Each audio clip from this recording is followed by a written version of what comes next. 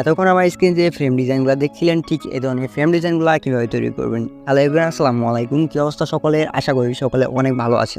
তো অনেক দিন যাবত ধরে ভিডিও দিতে পারি না, কিন্তু আজকে আপনাদের মাঝে নিয়ে আসলাম একটি নতুন ইন্টারেস্টিং ভিডিও নিয়ে।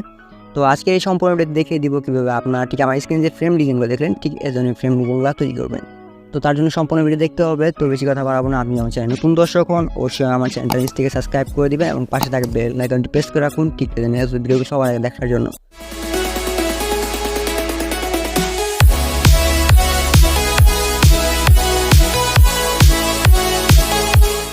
সো ভিউয়ার্স, আজকের এই ভিডিওটি সম্পূর্ণ আপনাদেরকে দেখতে হবে, কারণ আজকের এই ভিডিওতে রয়েছে একটি পিএলপি ফাইল গিভওয়ে, এবং কি সেই পিএলপি ফাইলটি ডাউনলোড করতে হলে কিন্তু অবশ্যই আপনাদেরকে 6 ডিজিটের পাসওয়ার্ড প্রয়োজন হবে। এবং কি 6 ডিজিটের পাসওয়ার্ড কোথায় পাবেন, আমার ভিডিওর স্ক্রিনে একটু পর একটা করে পাসওয়ার্ড পেয়ে যাবেন। তো দেখতে থাকুন সম্পূর্ণ ভিডিওটি।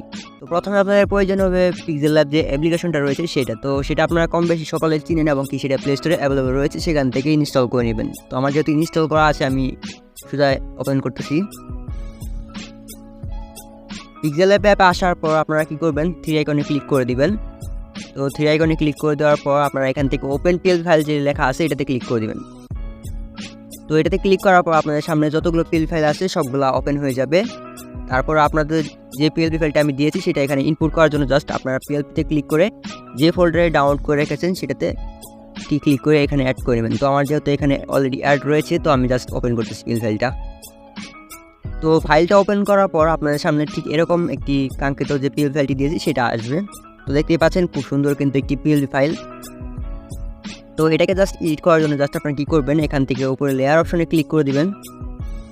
তো লেয়ারে ক্লিক করার পর আপনারা প্রথমে এখান থেকে যে দেখতে পাচ্ছেন সিজুকা যে নামটা লেখা আছে, এই লেয়ারটাকে এডিট করতে হবে। তার জন্য জাস্ট কী করবেন, এখান থেকে পেন আইকনে ক্লিক করবেন। এই যে এখানে এডিট অপশনে ক্লিক করে তারপর পেন আইকনে ক্লিক করে দিবেন। তারপর আপনারা যে নাম দিয়ে লিখতে চাচ্ছেন সেই নামটা এখানে লিখে দিবেন। তো লিখে দিচ্ছি, এখানে জাস্ট একটা নাম দিয়ে দিচ্ছি।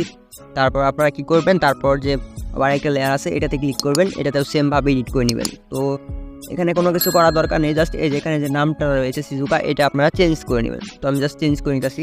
ভিউয়ার্স দেখতে পাচ্ছেন আমাদের সম্পূর্ণ কিন্তু চেঞ্জ হয়ে গেছে। তো এখানে যদি ছেলেরা ইউজ করতে পারবে এটা, এখানে জাস্ট প্রেমিকা লেখা আছে, জাস্ট এটা প্রেমিকা এটা লিখতে পারবে, সমস্যা নেই। সেমভাবে যেভাবে দেখিয়ে দিচ্ছি। তাছাড়া এখানে কিন্তু দেখতে পাচ্ছেন সম্পূর্ণ কিন্তু ভালোভাবে এডিট হয়ে গেছে। আর যদি পিকটা চেঞ্জ করতে চাই তাহলে কীভাবে করবে, এখান থেকে জাস্ট নিচে লেয়ারে পিক আছে, এখানে লকটা আনলক করে নেওয়ার পর আপনারা জাস্ট এখান থেকে নিচে যদি দেখতে পাচ্ছেন নিচে 3 নাম্বারটাতে ক্লিক করবেন। তারপর এখান থেকে রিসিলেক্টে ক্লিক করে আপনার গ্যালারি থেকে যে একটি পিক সিলেক্ট করে দেবেন। তো আমি জাস্ট দেখে দিচ্ছি। তো আমি এই পিকটি নিয়ে নিয়েছি, তোমরা চাইলে ক্রপ করে নিতে পারো, আমি জাস্ট ক্রপ করবো না। তো তারপর কী করবা, এটা দিয়ে ধরে তোমরা একটু বড় করে নিবা। বড় করার পর তোমরা জাস্ট মাঝখানে বসিয়ে দিবা তোমাদের পজিশন মতো। তো দেখতে পাচ্ছ আমাদের পিকটা কিন্তু অলরেডি সুন্দরভাবে বসে গেছে। তো আমরা জাস্ট আবার লক করে দিব, তাহলে কিন্তু আর নড়াচড়া করবে না। তো এভাবে কিন্তু তোমরা সুন্দরভাবে পিপিটা এডিট করতে পারো। তারপর সেভ করার জন্য সেভ আইকনে ক্লিক করবা। তারপর সেভ অ্যাজ ইমেজে ক্লিক করে তোমাদের গ্যালারিতে যেখান থেকে কাস্টমের জায়গায় হাই আলট্রা বা ভেরি হাইতে ক্লিক করে সেভ করে নিতে পারবে।